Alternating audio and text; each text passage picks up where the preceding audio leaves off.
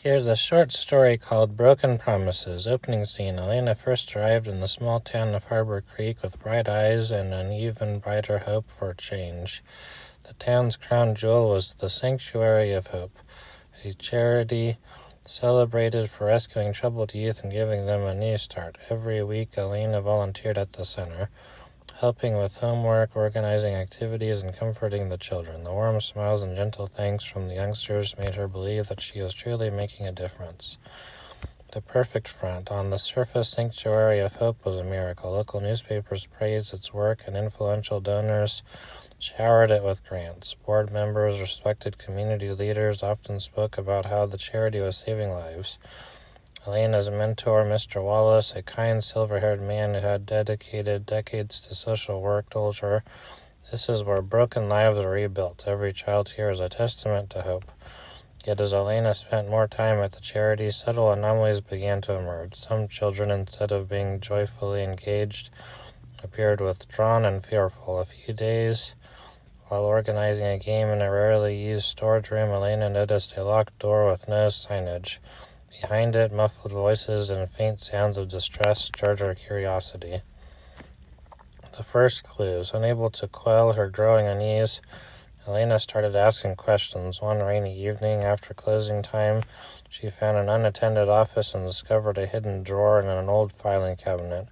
Inside, she discovered a series of documents, financial ledgers, internal memos, and even photographs that did not belong in a children's charity. The files indicated that a significant portion of the charity's funds were being siphoned off to cover overhead expenses. That, on paper, justified extra security measures for the children. But what shocked Elena most was entries that hinted at something far grimier. Some of the rescued children were being registered under new names and transferred to unknown facilities. The language in the documents was clinical, almost bureaucratic, yet the underlying message was clear. These children were not being rehabilitated, they were being exploited. The confrontation, torn between disbelief and burning need for truth, Elena sought advice from Mr. Wallace. Under the flickering light of a single desk lamp in his modest office, she laid out her findings. Instead of concern, she expected, Mr. Wallace's face darkened. "Elena," he said in a hushed tone, "you must stop. These are things at work here that are bigger than any of us. You're digging into secrets that powerful people have buried for a reason." Despite his warning, Elena couldn't let it go. The evidence was too damning to ignore, and her conscience screamed that the children's suffering must be brought to light. In secret, she began piecing together more clues. Late-night visits to the charity's servers, discreet interviews with frightened staff, and stolen keys to locked rooms all painted a horrifying picture. The sanctuary was a front for a human trafficking ring. The funds meant for rehabilitation were funneled into an underground network that exploited the very children it claimed to save. The horrific truth. As Elena gathered more evidence, she realized the network's reach extended far beyond Harbor Creek. Influential community leaders, local law enforcement, and even some politicians were implicated. The charity had become a state-sanctioned operation, a perfect blend of altruism and exploitation. The very people entrusted to protect the vulnerable were the ones orchestrating their downfall.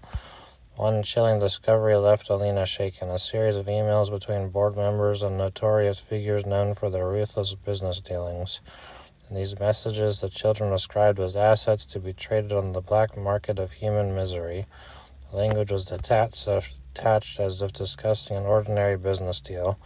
Yet the moral bankruptcy was staggering. The idea that such exploitation is hidden behind a veneer of charity left Elena both enraged and heartbroken. The betrayal. Determined to expose the truth, Elena arranged a secret meeting with a trusted journalist from a renowned investigative outlet.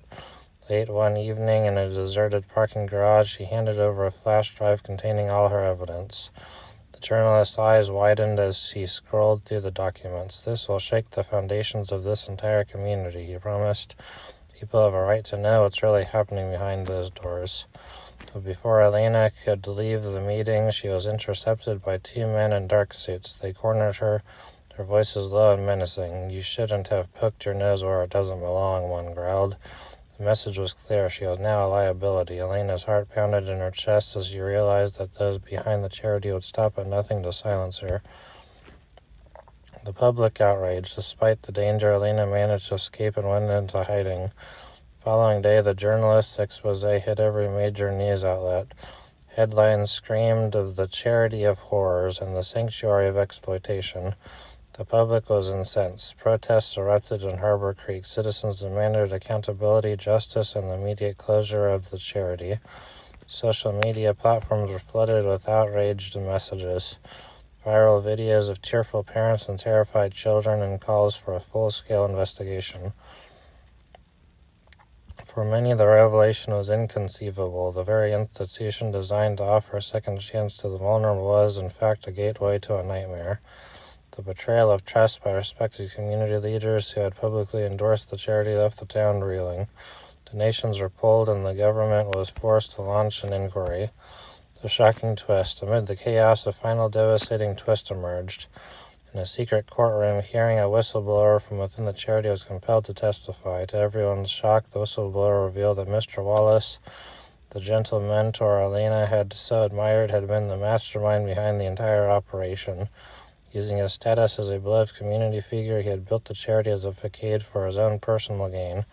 Every kind word, every comforting gesture was a mask to hide his ruthless exploitation of the children he was supposed to protect. The revelation sent shockwaves throughout the community.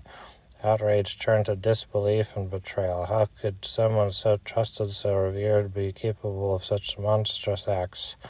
Mr. Wallace was arrested amid public outcry. The damage was done. The scandal left a permanent scar in Harbor Creek, and the legacy of the charity would forever be tainted. Epilogue. Elena, now a fugitive with a target on her back, watched the fallout from a safe house. The expose had ignited a firestorm of reform, and investigations were being launched across multiple jurisdictions.